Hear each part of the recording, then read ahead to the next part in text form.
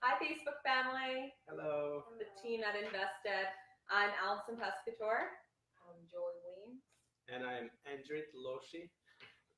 And today we are talking about setting and crushing your financial goals.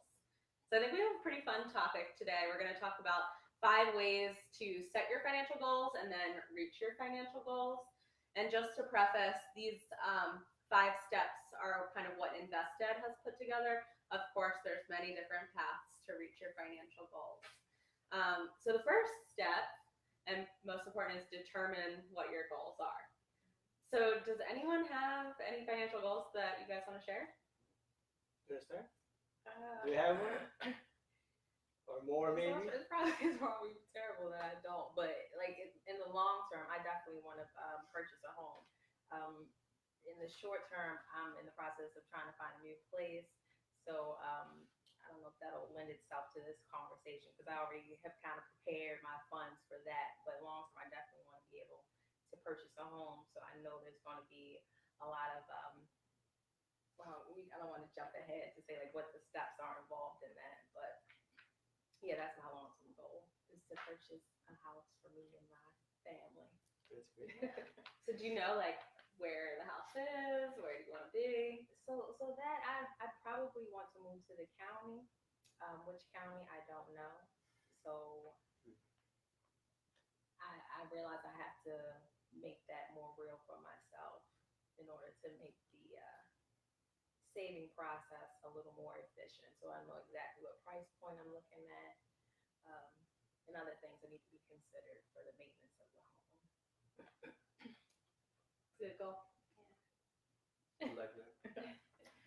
And just to step back for a second, but we might have more than one financial goal. They can be as uh, short term or as simple as a vacation. Well, even a vacation can be expensive, Yeah. or not even. There are a lot. Or it can be like buying a house, or it can be like going back to school, saving for different many other things. However, important is to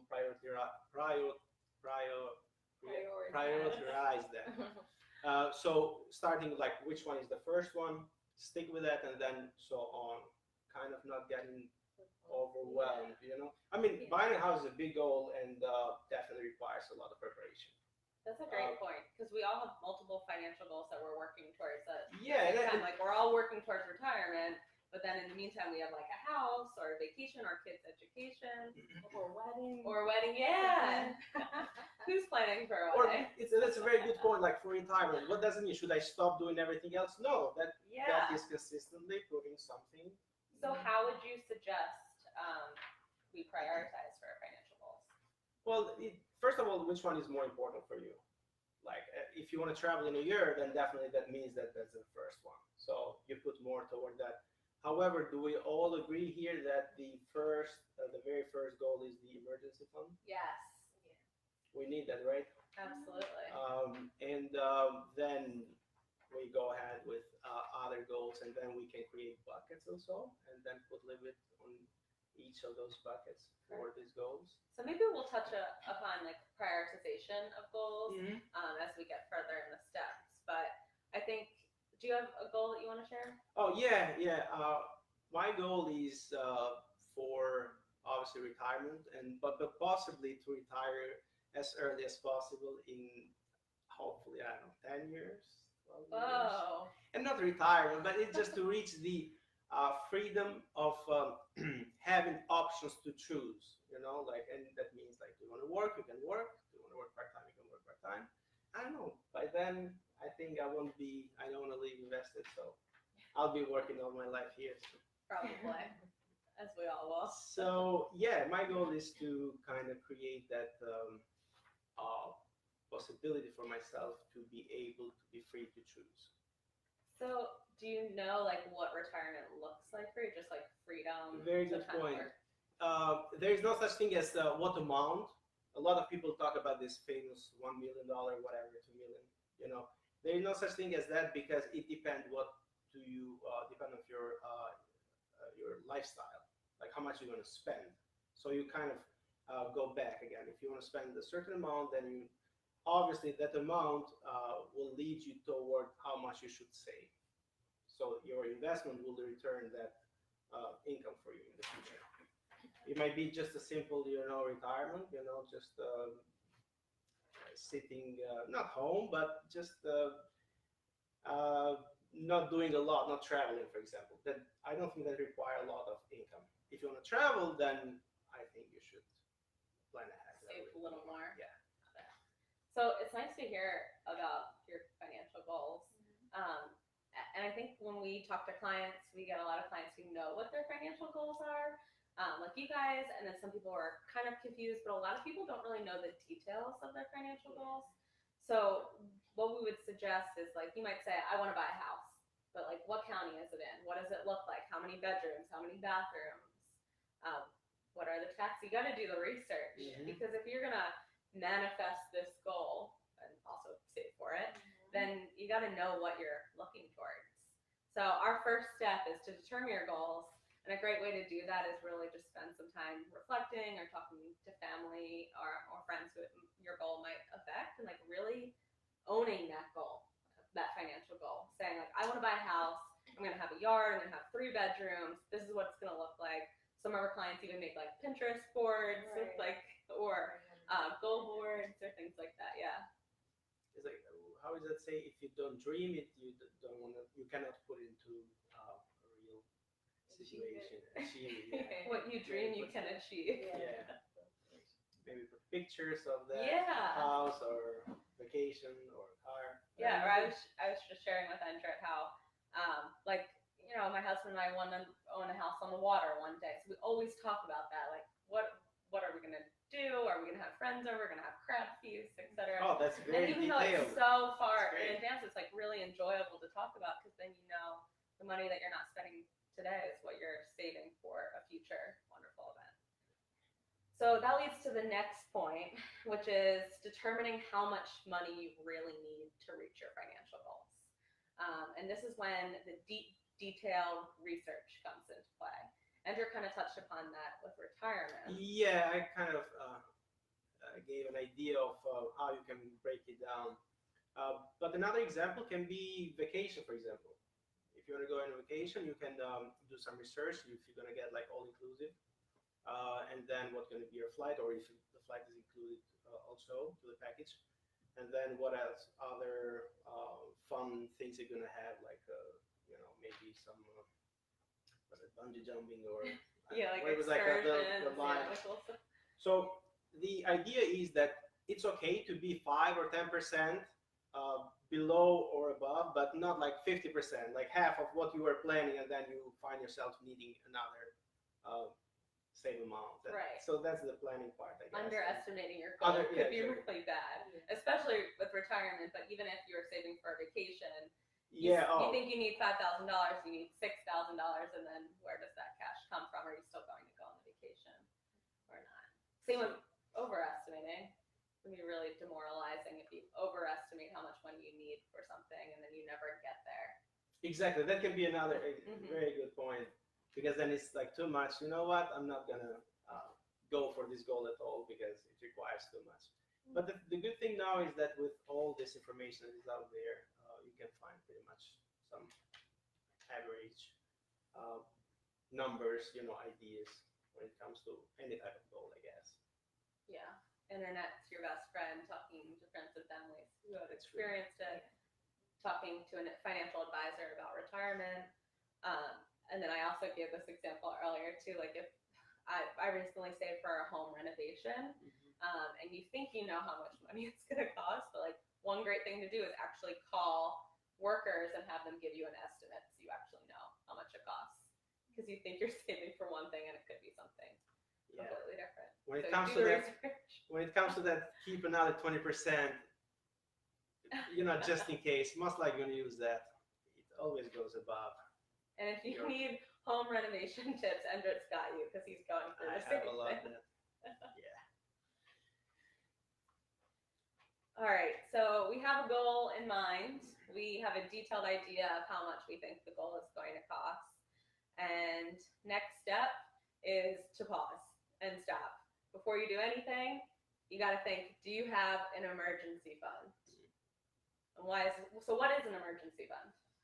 An emergency fund is, I would say, 3 to 6 months of your monthly expenses that you have, to have them separate, not to be kind of confused with that emergency fund shouldn't be confused or used for any of these goals. So that means that if you need something like a roof repair or your car breaks down or something like that, then the emergency fund comes to place and you can use that. Then again, I said 3 to 6 months, but it can be even more. For certain people, they feel comfortable having a year. However, I would say that excessive amount of cash kept, for that might not be always, the best option. 6 months should be more than fine. However, I've seen cases where someone was using that emergency fund to buy a pair of shoes, which, What? yeah, you definitely, possibly not use that. Fashion is an emergency. I know, that's what I said. Vice versa, you cannot. Yeah, exactly. But the problem is where you keep that. Reunion or something. You gotta find a Don't Wedding. Yeah. That's an emergency. All right. As the name said, it's only for emergencies. It should be kept possibly because sometimes all we have to do is protect ourselves from ourselves. Possibly in an online bank, there are plenty out there now with a good, rate of return like 2%, and then that means that why online? So we don't have access for that pair of shoes that when we need we go and buy. I mean, of course, you can always use it, but it takes 2 days from a bank to transfer. So at least give us 2 days to rethink. So yeah, that is the idea of the emergency fund. It should be your first goal, and after that, you can go ahead and think of other more important, or the first goal, the next goal that is in your mind. So just for argument's sake, so if somebody has established an emergency fund and they're on the track for saving for their next goal, and that emergency comes up and they use it all up, should the replenishing of that emergency fund go back to the top of the list, or Yes. should they? Okay. Yes, because as you said, when you need it, it was there. So now we should put it back again. And you should hope the other goals. Prioritize. I couldn't find it before. Prioritize. I'm gonna say it one more time. Yes, it's definitely you should have a list of them, and the emergency fund is the first top list. And again, I'm not saying that it should be everything should make sense. We shouldn't be miserable until we get there. We shouldn't eat or do have anything, but it should be on top of your list. That's it. And shouldn't be mixed with other things, pleasure. Even though some people might think that pleasure is an emergency, they need it now. Need emergency vacation from stressful Yeah, exactly. home life. Yeah. You can create like a second or a slush fund. Okay, that's a great point. Or let's say sometimes you have an emergency fund, or not sometimes, you should have an emergency fund. And then it is a certain amount. And then when you use half of that, you feel bad, like, oh, but I was used with $5,000. Now I have only $2,000. So that's why a slush fund helps there. Is that I'm just assuming now, $1,000 that you can use in and out, and you Right. don't touch the 5,000 because you feel like protected. Oh, I have 5,000. It's good. That's a good point. I think I'm just recently thinking about buying like a new couch. Couches are really expensive. So does it make sense to set that as a goal for like $2,000 to save for a couch? It feels silly, right? Takes away from your other financial goals. But then at the same time, if you have your emergency fund, and then you have like a few $1,000 slush fund that comes in and out and it's fluctuating, and you're like, okay, it's time to buy a couch, or it's time to upgrade this or change that, or buy something that's a little more expensive than a monthly purchase, right? Very good point. Because as you said, you need it, but it's not as emergent. Right. So, and it feels bad taking from that X amount Mm-hmm. for a couch, which you could have done without a roof. Yes. Yeah. A car. Yes. We need it right away. So yeah, that's actually the perfect example of why another fund might help in certain things. There are certain bank accounts that you apply for a checking account and it gives you a savings, like a short-term saving account Okay. and a long-term saving account. So kind of to get the idea, you have the checking for everyday use, you have the short-term saving, and then you have the long-term saving, which let's say in this case is the emergency fund, and then keep that money in that middle account. I'm not saying that every bank does it, but you know, Yeah, some one banks. option. Mhm. An option, yeah. So I think takeaway from that is when you're setting financial goals, your number one financial goal should be saving for an emergency fund. Correct. If you have an emergency fund, A plus, time to save for the next goal that you get to decide. So that is step 3, our 5 steps to set and crush your financial goals. So we are now headed to step 4, which is setting up milestones to reach your goals. Anyone want to elaborate on that? So It feels good to reward yourself. Okay, so I achieved up to here. That's how I feel. Oh, okay. So, what comes to mind for me? So, the point you brought up earlier is like if you were to overestimate a goal, it could be demoralizing. It could even be demoralizing if the goal is realistic. Like you got the realistic number, what it'll cost is to be, oh dang, I'll be having to save forever, 10 years or something like that. But when you have a large goal like that, I feel like the best thing you need to do is kind of allow yourself to appreciate the milestones that you're achieving as you're reaching that goal. And you can kind of compare that to somebody's like fitness goals. Say you want to lose 50 pounds. Of course, you're not going to achieve that in 1 week. Some people think, oh, I know I exercise one day, I want to see the appearance of one ab show up, but that's not Where's how my it six works. pack? Right.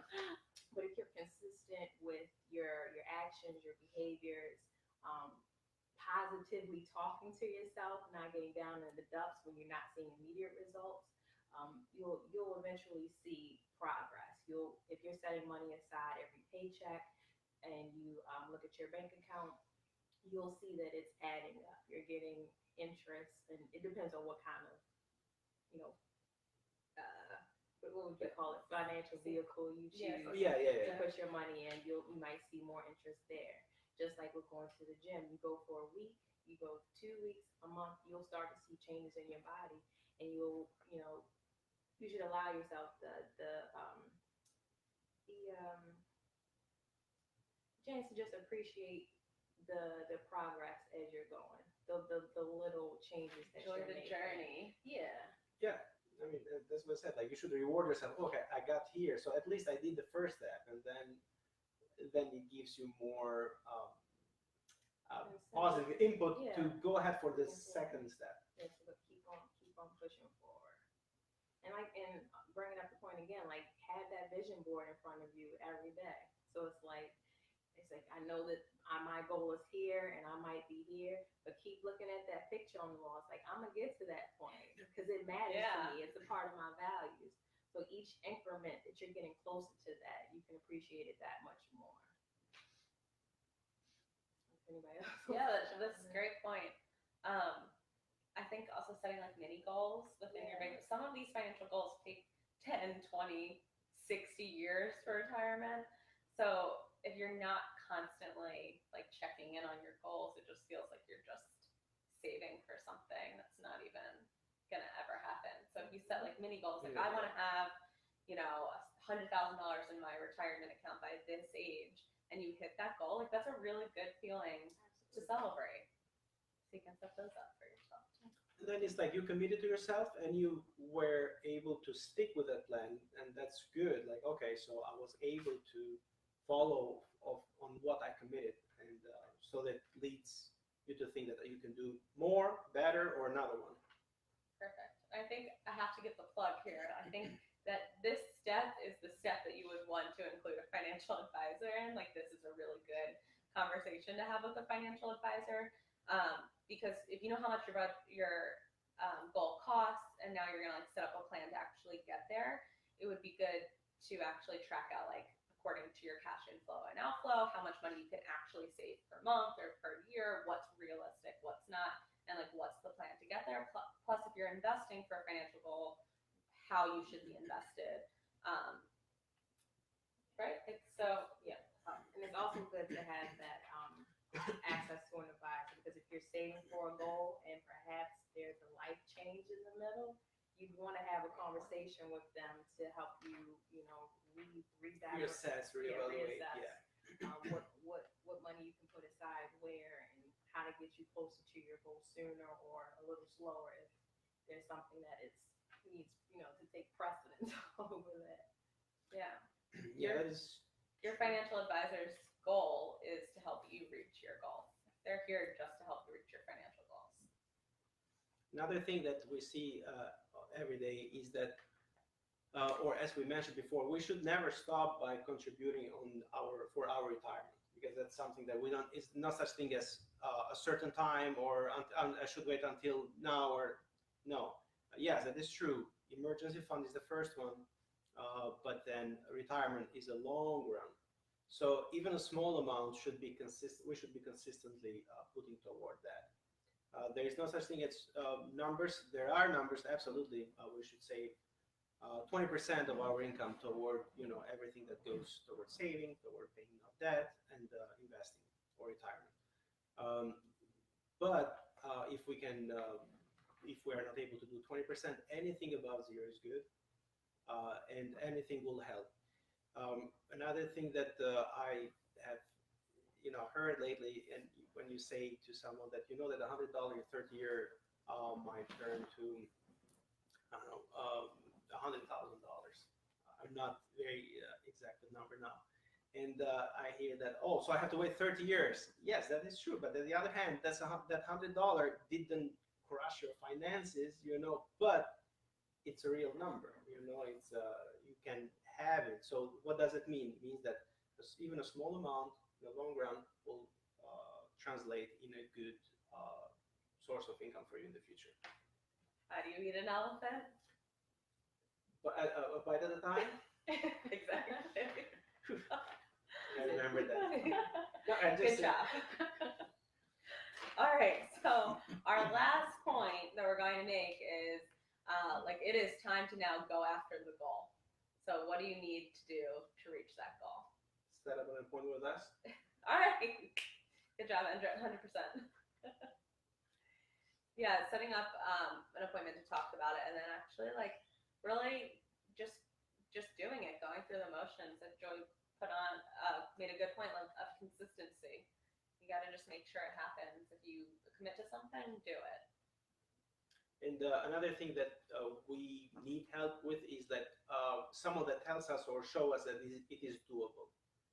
Sometimes we don't save because we don't see the light at the end of the tunnel, but or we don't believe that is doable. But if you see, or if someone shows you that if you do the right thing and if you take the right steps in the right time, everything is possible and everything is achievable, especially when it comes to goals. We're talking about goals. One thing to remember is to just focus on yourself. You set this goal up, you did the research, you talked to a financial advisor, put the blinders on and just focus on yourself. Don't worry that your brother, friend, neighbor bought a house already, or they are already retired or whatever. You have a goal, you have a lifestyle that you want to achieve, and just stick with that. There's no such thing as same thing or same goals. It can be different goals. We're the comparison generation, though. We always want to know what everyone else is doing. Am I on track? Yeah. Based on what my peers are doing. Correct. Yeah. Everybody's journey and trajectory is different, just for various variables. That is true. That's very true. But yeah, definitely we can help on that process, especially when it comes to putting those goals into paper and creating a map how to get to those goals. We can definitely help you there. Another point about sticking with your financial goals is just recognizing that there is a current self and a future self. Like, you are here today, but you will also be here most likely tomorrow, 10 years from now, 20, etc. You will most likely grow to be an older person. So making sure you're taking care of yourself now, like making sure that your goal is realistic now, that you're not depriving yourself of happiness and experiences and a Starbucks every once in a while. But at the same time, you're not just blowing your money now that when you are 60 years old, you don't know what to do or where to go or how to take care of yourself. So it's a special balance, a lot of reflection. So start even slowly, but start instead of like everything at the same time, and then you're gonna be like kind of bored with your goal, and you're gonna maybe just leave everything, quit everything. Oh, Right. this is not what I was thinking, or I cannot do this. But you start little by little, and you put small amounts, and you see you can do that, and you can maybe increase them later in the future. So that will help in the starting process and in continuing process also. If you start your fitness journey and take out all the all the foods, only eat fruits and vegetables and very healthy things, you're gonna fail. Yeah. Same with your financial goals. You're gonna need some happiness once in a while. And is it okay if the goal changes? I think so. Like that can change, right? It doesn't have to. Yeah, so we are constantly changing as humans. Our hopes and dreams and values and everything about our lives are constantly changing. People come and go. We make different decisions that affect our lifestyles. So when you set a financial goal, I think it's really important to constantly reflect and say, like, is this still a financial goal of mine? Is it still something that I really want? And to not be afraid to change or manipulate the goal. Maybe you decide you want a bigger house, or maybe you decide that traveling is no longer important, or maybe you have a child with a disability who needs different care. Like anything could change, and you should allow yourself to be flexible to make the changes to your financial goals. Very good point. So that shouldn't stop us by continuing having other goals just because one of the goals changed or kind of the attention switched. You are not interested anymore. All right, good stuff. Thank you for sharing, guys. Yeah, thanks so much for joining us today for our Facebook Live. It is Financial Literacy Month, so we have a bunch of things going on. We have financial trivia every Monday. Every Monday. What time do we typically send out that trivia? So it's been going on in the afternoon. All right, so keep an eye out because there's a chance to win a nice little gift card on Mondays for trivia on Instagram and Facebook. We also have Facebook Lives every Friday, different topics with the Invested team. And most importantly, we are allowing free nominations for businesses, organizations, nonprofits, community groups to nominate a business for or organization for a free financial seminar on any topic of your choice. So we can talk about budgeting, investing, taxes, whatever you want. We'll come to you or you can come to us and we'll talk money. And if there's any topic you want to hear about or learn about, please you can comment and just ask us and we will work something about that topic and talk about the next upcoming Facebook Lives. Thanks for joining us. Thanks for joining us. Friday. See ya. Enjoy your weekend.